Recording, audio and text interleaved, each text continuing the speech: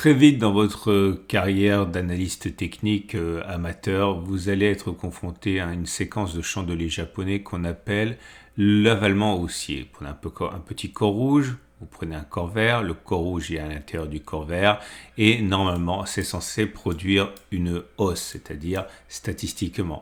Par exemple comme ici, d'accord? On va voir, ou encore là, et on va voir si on peut gagner de l'argent avec cette stratégie. C'est l'objet de cette vidéo. Salut, c'est Rado, je suis content de vous retrouver pour la mise à jour de l'analyse technique du CAC 40. En voilà une séance déconcertante pour beaucoup puisque alors que l'on attendait une continuation de la baisse, et moi le premier, eh bien 0,38% de hausse. Et il est vrai que ça se passe un peu au milieu de nulle part et la progression du jour, encore une fois, a de quoi décontenancer, surtout quand on sait la puissance relative de cette configuration à deux bougies que l'on appelle un avalement haussier. Bougie rouge, bougie verte, on regarde le corps rouge, on regarde le corps vert. Si le corps rouge est à l'intérieur du corps vert, on ne regarde pas les mèches, c'est comme si elles n'existaient pas. Eh bien, vous avez un avalement haussier. Et sans plus attendre, j'ai décidé donc de tester avec vous cette configuration et voir si effectivement sa réputation est justifiée en tant que préliminaire à une hausse de très court terme. Et j'ai regardé deux choses dans ce test. Un, a-t-on la possibilité d'envisager que l'on clôture plus haut que la clôture de la bougie 2 ? Et deuxième chose, est-ce qu'on peut envisager de progresser d'au moins la distance au stop de protection, le stop de protection étant entendu comme le plus bas de la configuration à deux bougies. Clairement, le plus bas de la configuration à deux bougies étant ici, eh bien, on pourrait envisager de parier sur le fait qu'on fera la même distance vers le haut, autrement dit 0,69 vers le haut. On va voir si ça a fonctionné. Et c'est une configuration assez classique dont j'ai pu trouver beaucoup d'occurrences, et voilà la première ici, vous voyez, et c'est assorti de 2 pouces verts parce qu'une fois qu'on a eu la configuration corps rouge, corps vert, si on prend la clôture et si on prend le stop de protection qui est le plus bas des deux bougies, donc c'est ici, on est donc à moins 1,60. Est-ce qu'on a fait au moins 1,60? La réponse est oui, in extremis, on a fait 1,62. Ok, donc c'est un pouce vert et un deuxième pouce vert. Je vous montre un autre exemple ici, un double échec, puisque vous voyez que la configuration a eu lieu ici, rouge-vert. Il ne fallait pas aller plus bas que ce point-ci, et vous voyez que malheureusement, avant de commettre des sommets, eh bien, on est d'abord allé chercher le plus bas et faire sauter le stop de protection à 1,52 avant éventuellement de considérer que c'était un succès. Et parfois, vous avez un, mais pas deux. Je vous le montre, là c'est des succès, voilà ici vous voyez le signal a été donné sur cette bougie, on a bien clôturé plus haut que le plus bas de la configuration à deux bougies qui était 1,33, on a clôturé plus haut ici à 0,40, mais par contre on n'a jamais réussi à faire l'équivalent de 1,33 vers le haut, on a fait 1,20 puis après on est venu déclencher le stop de protection sur cette bougie, donc c'est pour ça qu'il y a un pouce vert et un pouce rouge, et je fais donc défiler devant vous les 31 occurrences auxquelles on a pu être confronté. Attendez, c'est bientôt terminé, donc pas du tout. Ça a pris 4 ans, je crois. Quelque chose comme ça, voilà, c'est terminé, je crois. Non, pas encore. Voilà, là c'est terminé. Il fallait remonter jusqu'en 2018. Et au bout de 31 occurrences, est-ce qu'on peut conclure que, à la lumière de ce que l'on vient de faire, eh bien, il est plausible que la hausse ne soit pas terminée et que l'on monte? Eh bien, oui, c'est en tout cas ce qui s'est passé dans 23 cas sur 31, autrement dit 23 échecs, 23 succès, 8 échecs, 74% de chance sur les 31 dernières occurrences que l'on clôture plus haut. Autrement dit, la hausse n'est pas terminée. Et peut-on envisager que l'on fasse au moins la distance au plus bas, c'est-à-dire ici on a dit moins 0,69, donc plus 0,69 avant que d'aller chercher le stop de protection à moins 0,69? Réponse oui, 2 chances sur 3, 65% de cas, donc dans 20 cas ça a fonctionné comme ça, dans 11 cas ça a échoué.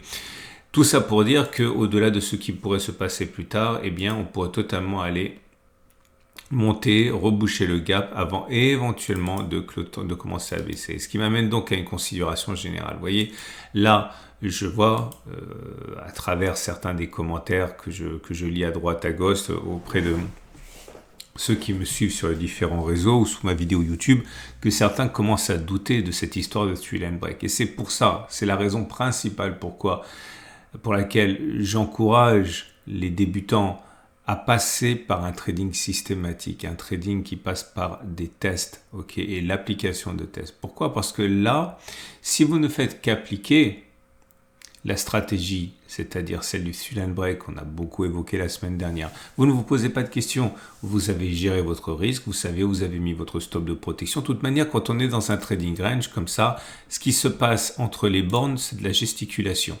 On sait, on a vu, et encore hier, que on sait généralement ce qui se passe en haut, ça rejette vers le bas. On sait ce qui se passe vers le bas, en général, ça rejette vers le haut. Mais tout ce qui se passe au milieu, là, c'est complètement chaotique, aléatoire, complètement soumis aux aléas des actualités, etc. Après, bien sûr, on peut trouver des configurations comme celle que je viens de vous évoquer aujourd'hui avec l'avalement haussier, mais c'est en haut qu'on a un avantage par rapport à l'aléatoire. Donc, il faut impérativement, si vous débutez, que vous arriviez à vous détacher de vos émotions, à vous détacher de vos impressions et vous contenter de faire un trading probabiliste comme celui, encore une fois, que je vous présente tous les jours dans le cadre de ces backtests. Et là, clairement, ce qu'on pourrait avoir, c'est une mise à l'épreuve rude des épreuves des nerfs des baissiers avant et bien une reprise de la baisse dans le sens du fill and break. Mais après, bien sûr, vous l'avez compris, je ne suis pas dans le secret de Dieu, je ne sais absolument pas ce qui va se passer. Mais à titre personnel, ce n'est pas parce que ça monte aujourd'hui, que ça monte demain ou que ça monte encore après-demain. Tant qu'on n'a pas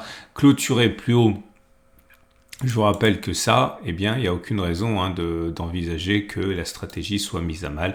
Je parie donc toujours pour ça. Et si ça ne marche pas, ça ne marche pas. Ça fonctionnera les autres fois statistiquement.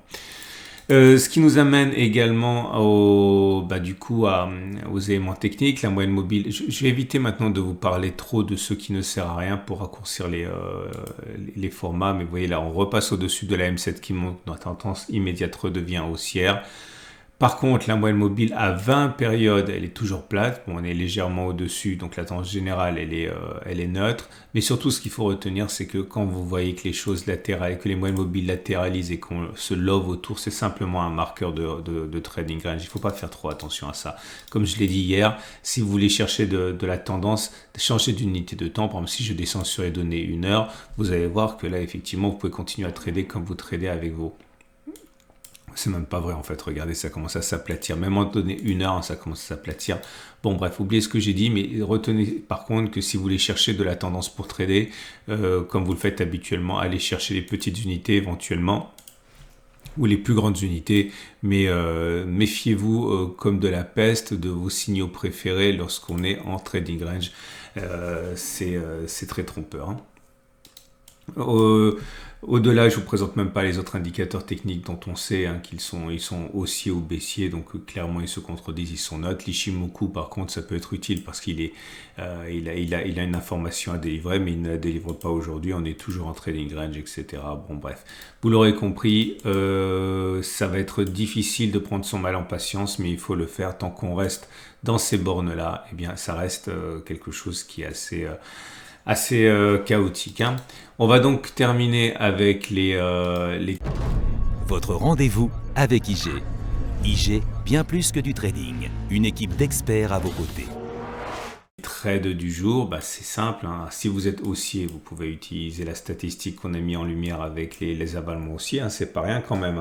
74% de chance d'avoir une séance au-dessus de la clôture du jour avant d'aller chercher les plus bas de la configuration de bougies et quasiment 2 chances sur 3 de faire au moins la distance. Donc il y a moyen de trader si vous voulez le faire à la hausse. Si vous voulez trader à la baisse, eh bien peut-être que vous devez profiter de l'impulsion baissière que l'on aura pour prendre le wagon de la baisse dans le sens de ce qu'on a fait depuis le début de cette semaine, la semaine dernière, à savoir parier sur le fill and break baissier. Vous auriez un ratio gain-risque plutôt pas mal et les statistiques de votre côté. Voilà, c'en est terminé pour cette vidéo. Je vous souhaite une excellente journée. Vous avez en bas la suite, l'analyse de l'or.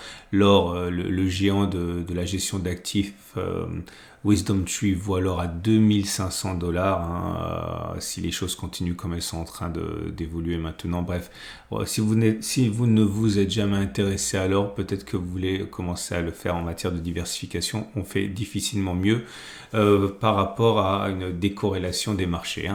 Très bonne journée, à demain pour la mise à jour.